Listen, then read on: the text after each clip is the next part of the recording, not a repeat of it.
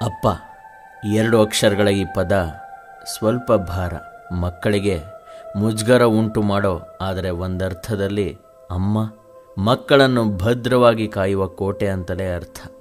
ತಮ್ಮ ತಂದೆನ ಎಲ್ಲರೂ ಒಂದೊಂದು ಹೆಸರಿನಲ್ಲೇ ಕರೀತಾರೆ.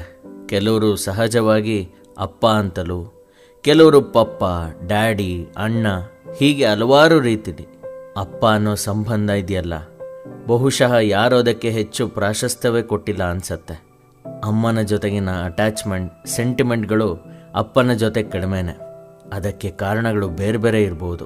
ಸದಾ ತನ್ನ ಕುಟುಂಬನ ಸಲಹಬೇಕು, ತನ್ನ ಮಕ್ಕಳನ್ನು ತನಗಿಂತ ಉತ್ತಮ ಸ್ಥಿತಿಯಲ್ಲಿ ಕಾಣಬೇಕು ಅನ್ನೋ ಹಂಬಲ, ತಾನು ಪಡೋ ಕಷ್ಟಗಳು ತನ್ನ ಮಕ್ಕಳಿಗೆ ಬಾರದಿರಲಿ ಅನ್ನೋ ರೀತಿ ಅಪ್ಪ ಸದಾ ಮುಳ್ಳಿನ ಕಿರೀಟವನ್ನು ತನ್ನ ತಲೆ ಮೇಲೆ ಇಟ್ಕೊಂಡು ತಿರುಗಾಡ್ತಾನೇ ಇರ್ತಾರೆ.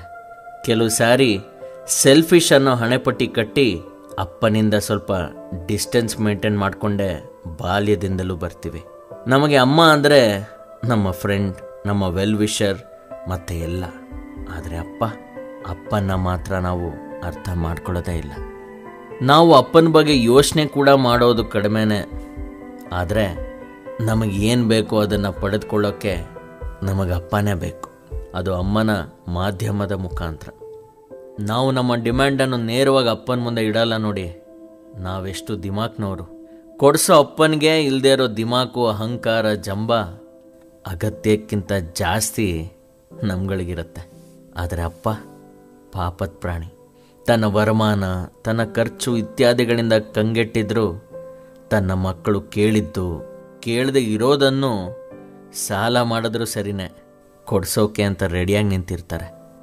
ಜೀವನದಲ್ಲಿ ಒಂದು ಸಾರಿನೂ ತಮ್ಮ ಬರ್ತಡೇ ಮಾಡಿಕೊಳ್ಳದ ಅಪ್ಪ ತನ್ನ ಮಕ್ಕಳ ಬರ್ತಡೇನ ಸಾಕಷ್ಟು ಅದ್ಧೂರಿಯಾಗಿ ಆಚರಿಸೋಕೆ ಪ್ರಯತ್ನಿಸ್ತಿರ್ತಾರೆ. ಯಾವುದೋ ದೊಡ್ಡ ಹಬ್ಬ ಆಚರಿಸೋ ರೀತಿಲಿ ತನ್ನ ಫ್ರೆಂಡ್ಸ್ನ, ನೆಂಟರನ್ನ ಕರೆದು ಸೆಲೆಬ್ರೇಟ್ ಮಾಡ್ತಾರೆ.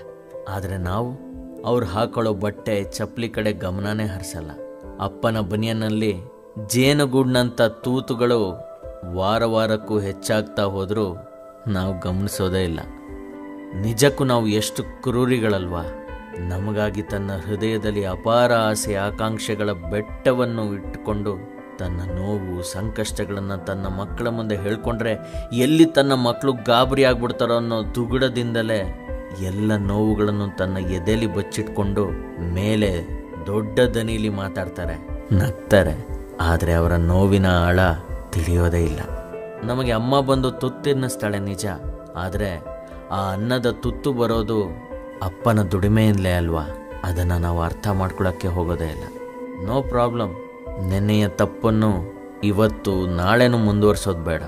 ಅಪ್ಪನ ನಾವು ಫ್ರೆಂಡ್ ಅಂತ ಕನ್ಸಿಡರ್ ಮಾಡೋಣ. ಅವ್ರ ಜೊತೆ ನಮ್ಮ ಕಷ್ಟ ಸುಖ ಹಂಚ್ಕೊಳ್ಳೋಣ. ಅವರ ಕಹಿ ಸಿಹಿಗಳ ಬಗ್ಗೆ ನಾವು ತಿಳ್ಕೊಳ್ಳೋಣ.